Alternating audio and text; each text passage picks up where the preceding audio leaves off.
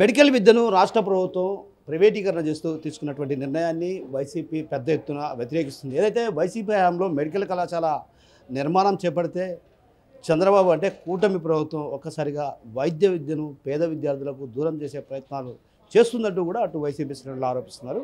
ఈ నేపథ్యంలో మనతో పాటు మాట్లాడడానికి మాజీ డిప్యూటీ సీఎం అంజద్ బాషా గారు ఉన్నారు. ఆయన అడిగి తెలుసుకునే ప్రయత్నం. చెప్పండి అన్న, ఎలా చూడాలి అసలు ఈ అంశాన్ని? పేద విద్యార్థులకు వైద్య విద్య అందించాలన్నటువంటి దృఢమైన సంకల్పంతో వైసీపీ హయాంలో జగన్మోహన్ రెడ్డి దాదాపు 15 మెడికల్ కళాశాలను ఏర్పాటు చేయాలని శ్రీకారం చుడితే, అదే చంద్రబాబు కూటమి ప్రభుత్వం అధికారంలోకి వచ్చాక వైద్య విద్యను దూరం చేయడాన్ని ఎలా చూడాలి? నిజంగా చాలా దుర్మార్గం అండి ఇది. ఎందుకంటే గతంలో జగన్మోహన్ రెడ్డి గారు ముఖ్యమంత్రిగా ఉన్న సందర్భంలో జగన్మోహన్ రెడ్డి గారు ఆలోచన చేసింది ఏంటంటే, మన రాష్ట్రం నుంచి ఏదైతే విద్య కోసము ఇతర రాష్ట్రాలకు వెళ్ళి కోట్లాది రూపాయలు వెచ్చిస్తున్నారు ఈ రాష్ట్రంలోని విద్యార్థులు. మరి పేద విద్యార్థులు పాపం వాళ్ళకందరికి కూడా అందని ద్రాక్షగానే ఉండిపోయిన పరిస్థితి నుంచి ఖచ్చితంగా వాళ్ళకందరికి కూడా మరి ప్రభుత్వ మెడికల్ కాలేజీలు స్థాపించి వాళ్ళకందరికి కూడా మెరుగైన మరి విద్యను అందించాలి. మరి అదేవిధంగా మరి ఆ ప్రాంతంలో ఎక్కడైతే ఒక మెడికల్ కాలేజ్ స్థాపిస్తారో మరి ఆ ప్రాంతం నుండి ప్రజలకందరికి కూడా ప్రభుత్వ పరంగా మెరుగైన వైద్యాన్ని అందించాలి. రెండు కూడా పర్పస్ సర్వ్ అవుతాయి. ఒక పేద విద్యార్థులకు మరి మెడికల్ విద్య అందించడం అయితేమి, మరి ఆ ప్రాంతంలో ఉండే పేద ప్రజలకందరికి కూడా మెరుగైన వైద్యం, ఈ రెండు కూడా అందించాలని ఒక మంచి ఉద్దేశంతో జగన్మోహన్ రెడ్డి గారు ఎవరు కూడా ఆలోచన కూడా చేయనటువంటి విధంగా, ఎందుకంటే ఈ దేశానికి స్వతంత్రం వచ్చి 76 సంవత్సరాలు. ఈ 76 సంవత్సరాలలో మన రాష్ట్రంలో ప్రభుత్వ పరంగా నడుస్తున్న మెడికల్ కాలేజీలు ఎన్ని అంటే కేవలం 11 మాత్రమే. మరి ఈరోజు జగన్మోహన్ రెడ్డి గారు అవన్నీ ఆలోచన చేసి ఈరోజు 17 మెడికల్ కొత్త కళాశాలను తీసుకురావాలి. ఈ రాష్ట్రంలో ప్రతి పార్లమెంట్ నియోజకవర్గం ఒక మెడికల్ కాలేజ్ ఉండాలి అనే ఆలోచనతో మరి ఆయన పర్మిషన్లు తీసుకొచ్చి సుమారుగా 3,800 కోట్ల రూపాయల వ్యయంతో మరి ఆ పనులన్నీ కూడా ప్రారంభించడం జరిగింది. మొదటి విడత కింద మొదటి సంవత్సరంలో 5 మెడికల్ కాలేజ్ పూర్తిగా ఇన్ఫ్రాస్ట్రక్చర్ కూడా కంప్లీట్ చేసి మరి దాని ప్రారంభం కూడా చేయడం జరిగింది. ఒక్కొక్క మెడికల్ కాలేజీకి 150 సీట్లు చొప్పున. మరి రెండవ ఏట కూడా 5 మెడికల్ కాలేజీలు తీసుకొని మరి అవన్నీ కూడా దాని ఇన్ఫ్రాస్ట్రక్చర్ అంతా కూడా కంప్లీట్ చేయడం జరిగింది. కానీ కొద్దిగా అక్కడక్కడ కొన్ని ఇన్కంప్లీట్ ఉండడం వల్ల మనకు కేవలం 5 దాంట్లో 3 మాత్రమే మనకు పర్మిషన్స్ రావడం జరిగింది. దాంట్లో పులివెందులలో కూడా ఒకటి. కానీ ఇవాళ ఈ కూటమి ప్రభుత్వం వచ్చిన తర్వాత ఎంత దుర్మార్గం అంటే, పులివెందుల మెడికల్ కాలేజ్ మొత్తం ఇన్ఫ్రాస్ట్రక్చర్ కంప్లీట్ అయిపోయింది. ఏదో చిన్న చిన్న కొరువీలు ఉంటాయి కదా, ఆ కొరువీల వల్ల 50 సీట్లు మాత్రమే మరి ఆ పులివెందుల మెడికల్ కాలేజీలో కేటాయించడం జరిగింది. మరి ఈ కూటమి ప్రభుత్వం అధికారంలోకి వచ్చిన తర్వాత మరి ప్రభుత్వ బాధ్యత ఏంటి? ఈ కూటమి ప్రభుత్వంలో భాగస్వాములైన తెలుగుదేశం ప్రభుత్వము, తెలుగుదేశం పార్టీ ప్రభుత్వము, మరి నారా చంద్రబాబు నాయుడు గారు తన ఏదైతే పలుకుబడిని ఉపయోగించుకొని మరి ఆ 50 సీట్లను 150 సీట్లు చేసుకోవాలి తప్ప, మేము ఈ ప్రభుత్వ మెడికల్ కళాశాలని నిర్వర్తించలేమని చెప్పి రాసివ్వడము ఎంతవరకు సమంజసమో ఒక్కసారి ఈ రాష్ట్ర ప్రజలకు సమాధానం చెప్పాల్సిన అవసరం ఉంది. మరి ఈరోజు అంత పెద్ద ఇన్ఫ్రాస్ట్రక్చర్ అక్కడ నిర్మాణం చేసి నీ పలుకుబడి యూజ్ చేసి 150 సీట్లు తెచ్చుకోకుండా ఒక లెటర్ రాసి మాకు ఈ సీట్లు వద్దు, మేము నిర్వర్తించలేము అని చెప్పి రాసిచ్చేయడం అంటే దీనికన్నా దుర్మార్గమైన పని ఏదైనా ఉంటుందా? అంటే పేద ప్రజలకు, పేద విద్యార్థులకు మరి ప్రభుత్వ వైద్య విద్యని దూరం చేయాలి అనే ఆలోచనే కదా ఈ ప్రభుత్వానికి. మరి ఈ ముఖ్యమంత్రికి పేద ప్రజలకు, పేద విద్యార్థులకు మరి నువ్వు ప్రభుత్వ విద్యను, వైద్యాన్ని అందించాలి అని ఆలోచన ఉనింటే ఎందుకు ఆ కళాశాల ఇప్పటి వరకు సుమారుగా 1.5 సంవత్సరం అవుతుంది. 1.5 సంవత్సరం వరకు మొత్తం కట్టి కూడా ఈరోజు నిరుపయోగంగా ఆ రోజు ఈ పులివెందుల మెడికల్ కాలేజ్ ఉంది. మరి ఇవన్నీ కూడా చూస్తే ఈ ప్రభుత్వము ఎంత దుర్మార్గంగా వివరించడం జరుగుతుంది. అదే కాకుండా చంద్రబాబు నైజం కూడా మొదటి నుంచి కూడా మనం చూసాం. గతంలో కూడా ఏది కూడా ప్రైవేటీకరణ అంటాడు ఆయన. ఈరోజు వైజాగ్ స్టీల్ ప్లాంట్ కూడా ప్రైవేటీకరణ అవుతుంది. మరి గతంలో ఏపీఎస్ఆర్టీసీని ప్రైవేటీకరణ చేయాలనుకున్న నాయకుడు చంద్రబాబు నాయుడు. అదే జగన్మోహన్ రెడ్డి వచ్చిన తర్వాతనే మరి ఏపీఎస్ఆర్టీసీని ప్రభుత్వంలో విలీనం చేయడం జరిగింది. మరి ఈనాడు అట్లే ఉండింటే గాన చంద్రబాబు నాయుడు వచ్చి మళ్ళీ ఖచ్చితంగా ఏపీఎస్ఆర్టీసీ ప్రైవేటీకరణ చేసేవాడే. మరి అందుకే ఇవాళ వైఎస్ఆర్ కాంగ్రెస్ పార్టీ మేము దీన్ని పూర్తిగా తీవ్రంగా ఖండిస్తున్నాం. ఎందుకంటే మా నాయకుడు ఒక మంచి ఆశయంతో మంచి ఆలోచనతో మరి ఈ ప్రభుత్వ మెడికల్ కాలేజీలు స్థాపించడం జరిగింది. మరి ఆ ప్రాంతంలో ఉండే పేద విద్యార్థులకు మరి పేద ప్రజలకు అందరికీ కూడా మరి విద్య మరి వైద్యం అందించాలి అనే ఆలోచనతోనే మరి ఆ కాలేజీలను స్టార్ట్ చేయడం జరిగింది. అందుకు మేము కూడా ఈ ప్రభుత్వానికి చంద్రబాబు నాయుడు గారికి డిమాండ్ చేస్తున్నాం, ఖచ్చితంగా ఈ ప్రభుత్వ పరంగానే నిర్వర్తించాలి, ఇది ప్రైవేటీకరణకు మేము ఒప్పుకోము, ఖచ్చితంగా దీనికి పెద్ద ఉద్యమం చేస్తాము. మరి ఇంకొకటి కూడా చెప్తున్నాం, మీరు ఒకవేళ అది ప్రైవేటీకరణ చేసి మీ అనుయాయులకు దారదత్తం చేసినా కూడా భవిష్యత్తులో మా ప్రభుత్వం అధికారంలోకి వచ్చిన తర్వాత ఖచ్చితంగా అదేదైతే మీరు ప్రైవేటీకరణ చేశారో, ఎవరికైతే దారదత్తం చేశారో అది క్యాన్సిల్ చేస్తాం. ఖచ్చితంగా మళ్ళీ ప్రభుత్వం స్వాధీనం చేసుకొని ప్రభుత్వం ఆధ్వర్యంలోనే ఆ మెడికల్ కాలేజీలో నిర్వర్తిస్తాం. అంటే ప్రధానంగా మీరు అన్న ఒక మాట ఏదైతే పేద విద్యార్థులు అంటున్నారు, గతంలో వైఎస్ రాజశేఖర రెడ్డి హయాంలో కూడా ఇదే విధంగా ఫీజు రియంబర్స్మెంట్ని అమలు చేసి దాదాపు ఎంతోమంది విద్యార్థులకు కూడా ఉన్నత విద్య ప్రసాదం అంటే విదేశీ విద్య కూడా అప్పట్లో అమల్లోకి తీసుకురావడం జరిగింది. సో ఈ నేపథ్యంలో ఒక రకంగా ఎస్సీ ఎస్టీ బీసీలు కావచ్చు, ఇతరత్ర మైనారిటీ వర్గాలు కావచ్చు, వాళ్ళందరికీ కూడా ఒక రకమైన ఉన్నతమైనటువంటి చదువులు చదవాలన్న వైద్య విద్య కావచ్చు, అదేవిధంగా ఇతరత్ర విద్యలు ప్రధానంగా ఎక్కువ శాతం వైద్య విద్య పైన దృష్టి సారిస్తున్న కేంద్రీకృతమైనటువంటి నేపథ్యంలో అంటే ఈ వర్గాలన్నీ అప్పటికి ఒకవేళ ప్రైవేటీకరణ చేస్తే ఒక దూరమైనట్టుగా భావించవచ్చా? ఖచ్చితంగా కదా. పేద వర్గాలందరూ కూడా ఎవరైతే బీసీ ఎస్సీ ఎస్టీ మైనార్టీలు మరి ఈరోజు ఈ వర్గాలన్నీ కూడా మరి వైద్య విద్యకు దూరమైనట్టే కదా.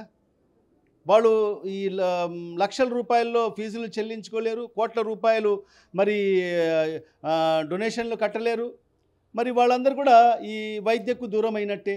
అందుకే ఆ రోజు మహానేత దివంగత ముఖ్యమంత్రి డాక్టర్ వైఎస్ రాజశేఖర రెడ్డి గారు కూడా ఆలోచన చేసే ఆ రోజు ఫీజు రియంబర్స్మెంట్ పథకాన్ని ప్రవేశపెట్టడం జరిగింది. తద్వారానే ఆయన ప్రవేశపెట్టిన ఫీజు రియంబర్స్మెంట్ ద్వారానే ఈరోజు ప్రతి ఇంటికి ఒక డాక్టర్ అయ్యాడు, ఒక ఇంజనీర్ అయ్యాడంటే ఆయన ప్రవేశపెట్టిన సంక్షేమ పథకాల ద్వారా ఏదైతే ఫీజు రియంబర్స్మెంట్ ద్వారానే.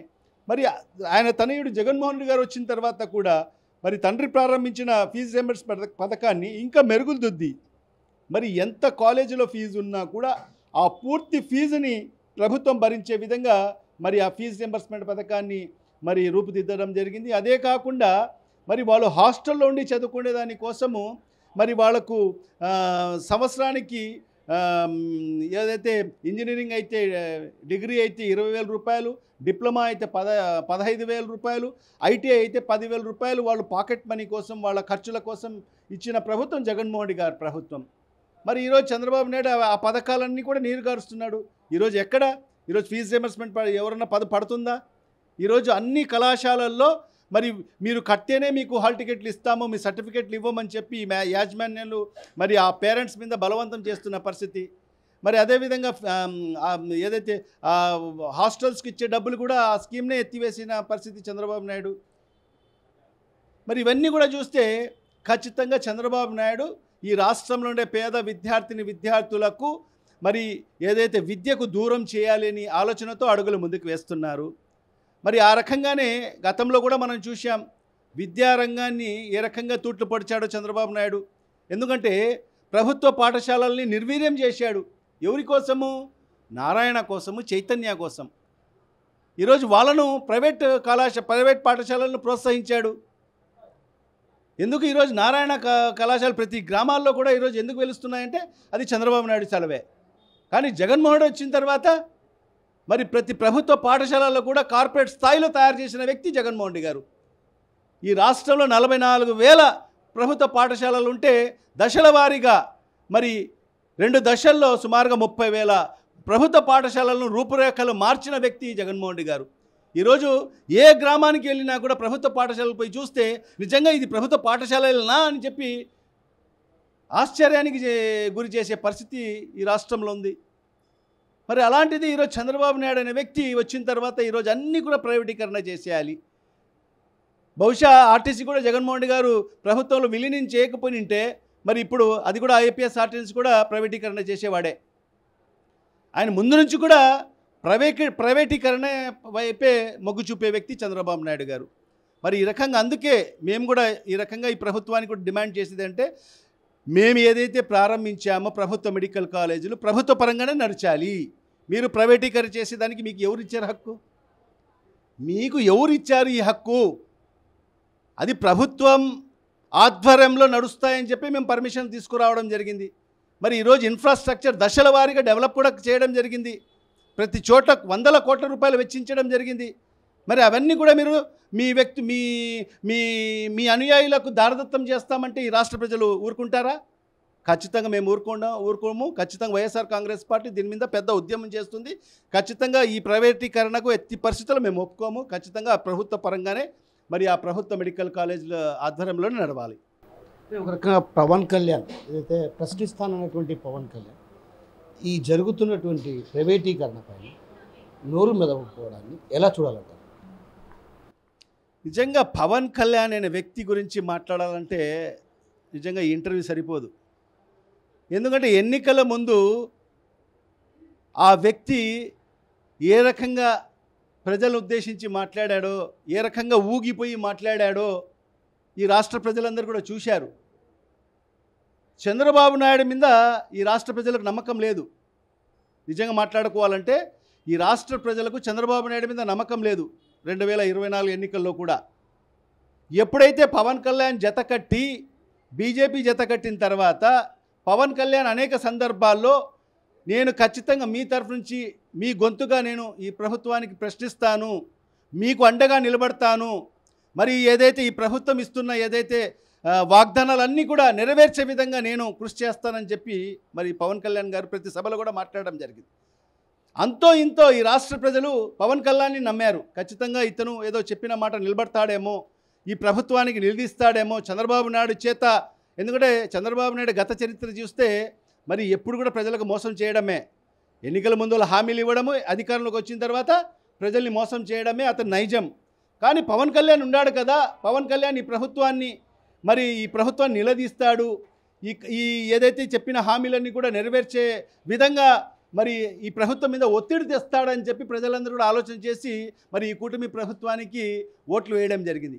కానీ అధికారం వచ్చిన తర్వాత ఎప్పుడైతే ఆయనకు ఉప ముఖ్యమంత్రి పదవి హోదా ఇచ్చేసి మరి ఆయనకు ఏదైతే సీఎం ప్రోటోకాల్ ఇచ్చేసి ఒక స్పెషల్ ఫ్లైట్, ఒక హెలికాప్టర్ ఇచ్చేస్తేనే ఆయన ప్రజా సమస్యలన్నీ కూడా మర్చిపోయేసి ఆయన సినిమా షూటింగ్లు తీసుకునే కోసం ఆయన సమయం అంతా కూడా వెచ్చించడం జరుగుతుంది.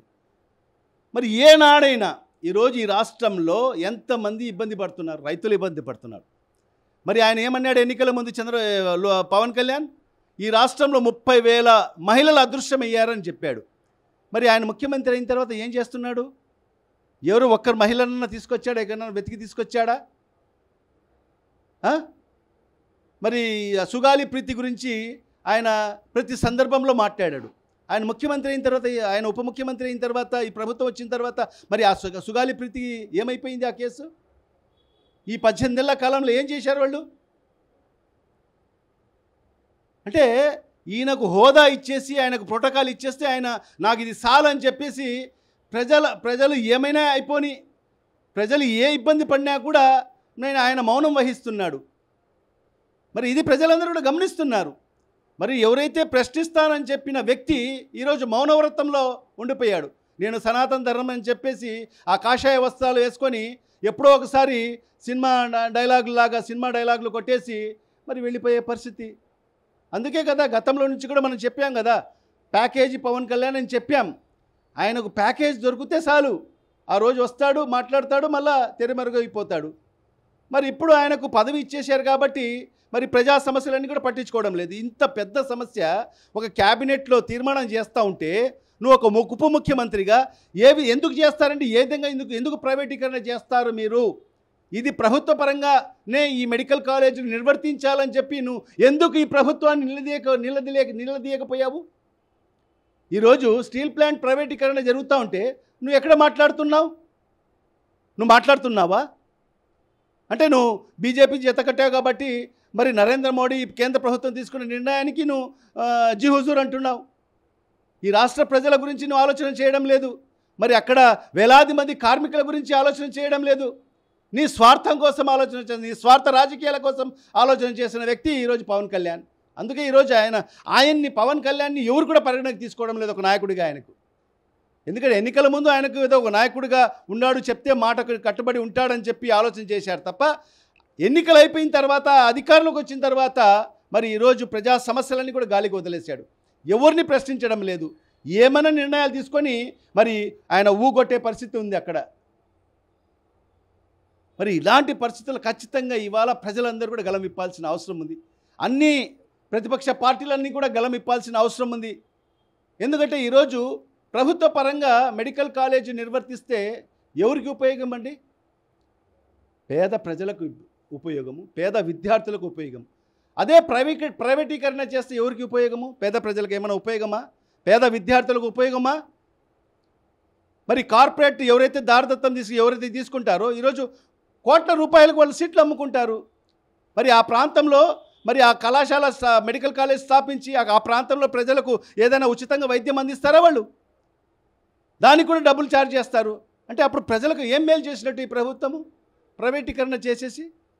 అందుకు మేము దానికి ససేమిరా ఒప్పుకోము. వైఎస్ఆర్ కాంగ్రెస్ పార్టీ మా ఆశయం అంతా కూడా, మా నాయకుడి ఆశయం అంతా కూడా ఈ ప్రభుత్వ పరంగానే నడవాలి. అందుకు అప్పుడే ప్రజలకు మేలు జరుగుతుంది, పేద విద్యార్థులకు మేలు జరుగుతుంది.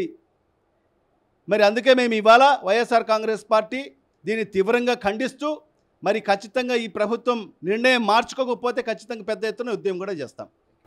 సో మొత్తం మీద ఏదైతే పేద ప్రజలు, పేద విద్యార్థులకు మేలు జరిగే విధంగా రాష్ట్ర ప్రభుత్వం కేబినెట్లో నిర్ణయాలు తీసుకోవాలి. అయితే అలాంటి నిర్ణయాలు తీసుకోకుండా పేద ప్రజలకు, పేద విద్యార్థులకు వైద్య విద్యను దూరం చేసే దిశగా అడుగులు వేస్తుంటే ప్రశ్నిస్తున్నానన్నటువంటి పవన్ కళ్యాణ్ ఇప్పటి వరకు కూడా నోరు మెదపకపోవడం, అదేవిధంగా దాన్ని వ్యతిరేకించకపోవడాన్ని కూడా తీవ్రంగా తప్పుపడుతూ, మరోవైపు ఏదైతే మెడికల్ కళాశాలల ప్రైవేటీకరణ చేస్తే మాత్రం ఊరుకునే ప్రసక్తే లేదు, ఉద్యమ బాట పడతాం. రాబోయే రోజుల్లో భవిష్యత్తులో వైసీపీ మళ్ళీ అధికారంలోకి వస్తే ఖచ్చితంగా ఏదైతే ప్రైవేటీకరణ చేసినటువంటి నేపథ్యంలో కూడా ఆ కళాశాలను కూడా తిరిగి స్వాధీనం చేసుకుని ప్రభుత్వ ఆధ్వర్యంలో నిర్వహిస్తామన్నటువంటి విషయాన్ని మనతో పాటున్నటువంటి మాజీ డిప్యూటీ సీఎం అంజద్ బాషా గారు చెప్తున్నారు. కెమెరా పర్సన్ రాముతో కిషోర్, RTV, కడప నుంచి.